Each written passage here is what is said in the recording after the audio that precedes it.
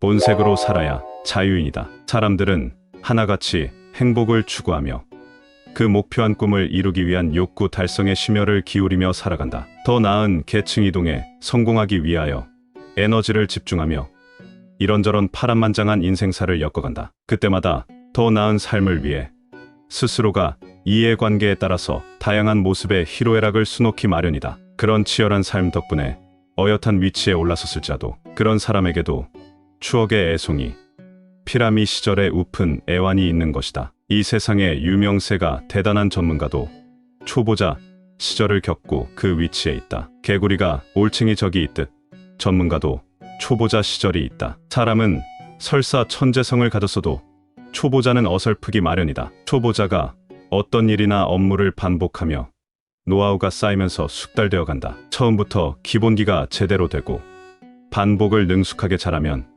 응용력이 생기며 새로운 능력을 발휘한다. 타의 추종을 불허할 만한 놀라운 경쟁력 창출은 남모른 자기만의 피나는 노력의 산물이다. 무엇보다 중요한 것은 개인적으로 어떤 일을 잘할 수 있는 기본적인 소양이 있어야 한다. 설령 좋은 멘토가 있어도 멘티의 기본적인 부분에 결함이 있다면 결정적인 문제가 된다. 정확성이 필요한데 덤벙거리거나 속도가 중요한데 꼼꼼하면 부적합한 스타일이다. 초보자 시절은 속도를 따라가자니 정확성이 떨어지고 정확성을 강조할수록 속도가 뒤처지게 된다. 초보자는 속도와 정확성에 익숙해질 때까지 아무래도 동료들에게 민폐를 끼칠 수밖에 없다. 모든 분야에서 초보란 꼬리표가 떨어지기까지는 열정, 집념, 끈기로 에너지를 집중하며 투입해야만 숙달된다. 군대 생활을 한 사람이라면 군복무 시절에 흔하게 보고 경험한 일이 있다. 너나 없이 선임병은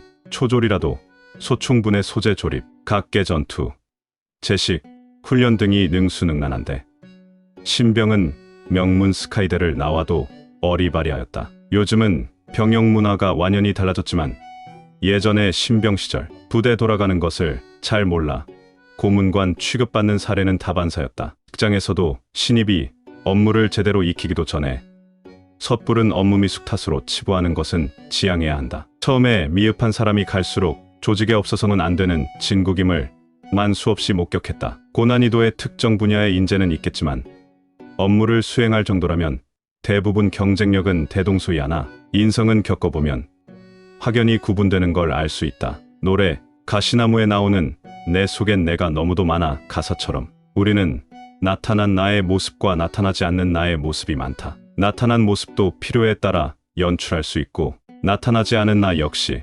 그때그때의 이해관계에 따라서 다양한 모습을 보이는 것이다. 그래서 믿는 도끼에 발등 찍히듯 불편한 인간관계의 표리부동에 웃고 울기도 한다. 우리가 누군가와 갈등관계에 처하면 이제 본색을 드러내는 그만이라고 참소한다. 그럼 지금까지 본색을 감추고 변색으로 인간관계를 하였단 말이 된다. 이때의 본색을 드러내는 그만은 부정적인 의미를 내포한다. 우리는 은연중에 변색으로 살고 있다는 걸 이제야 본색을 드러내는 그만이라는 말 속에서 시인하는 꼴이다. 변색은 공들여 덧칠해도 변색일 뿐이다. 별의별 방법으로 덧칠할지라도 변색이 본색이 될 수는 없다. 본색은 순수한 본래의 자기다움의 모습 그 자체이다. 이런 본색을 감추고 살 것이 아니라 자연스럽게 드러내고 살아야 자유인이다. 다양한 인간관계에서 이런저런 이해관계 때문에 변색으로 사는 건 아무튼 불행이 아닐 수 없다. 지금 그대로의 모습이 본색이기에 그 어떤 상황에도 변색과 본색을 넘나드는 숨가쁜 가면극을 할 필요 없다면 얼마나 마음이 편하겠는가. 사람이 사귈수록 이해와 신뢰가 쌓여야 평안하고 복되다. 믿었던 사람이 오해와 불신을 짓누르다. 어느 결정적인 순간에 등을 돌린다면 그 세월 동안 결국 속고 속인 사이였다 할 수 있다. 이렇듯 서로에 대하여 잘 안다고 생각했는데 잘 모르고 살 수 있다는 걸 깨닫고 제대로 자신도 상대방도 아는 지혜를 터득하길 힘써야 한다. 따라서 우리는 루이스 분이 말한 것처럼 인생에서 가장 슬픈 세 가지는 할 수도 있었는데 했어야 했는데 해야만 했는데라는 후회를 줄일 지속적인 변화의 성찰이 거듭되어야 한다. 조에리의 창에서는 네 가지의 창을 말한다. 즉 자신도 알고 타인도 아는 열려있는 영역, 자신은 알면서 타인은 모르는 숨겨진 영역, 나는 모르는데 타인은 아는 알지 못하는 영역, 나도 모르고 타인도 모르는 미지에 알려지지 않은 영역 등이다. 이렇듯 내가 안다는 나가 지극히 한정적이라는 걸 알 수 있다. 어쩜 본색보다는 변색에 익숙하여 정작 본색을 잃고 사는지 모를 지경이다. 따라서 자신이 안다는 자기가 무엇이고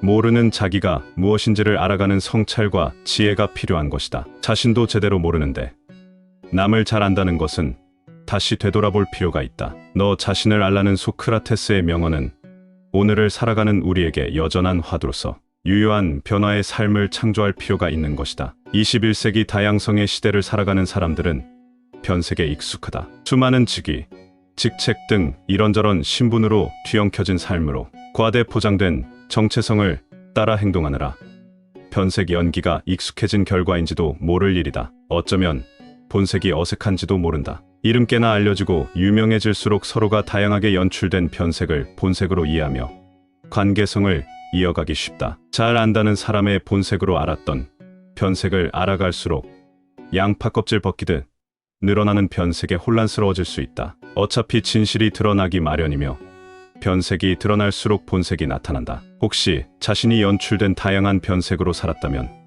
서서히 본색의 회복으로 변화해야 한다. 본색은 부족해도 그 자체로 넉넉한 평안함을 안겨준다. 열린 세상에서는 진정한 본색으로 살아야 거리낄 게 없어 좋다. 자신의 덧칠과 가식, 가면을 벗어던지고 온전한 본색으로 탈바꿈해야 행복하다. 나타난 나와 나타나지 않은 내가 마음에 내키지 않을 수 있다. 그래도 자신을 있는 그대로를 겸허히 받아들일 수 있어야 자유이다. 자신이 본색으로 살아야 진정한 자유인이고 보람된 삶의 주인공으로서의 가치가 높아진다.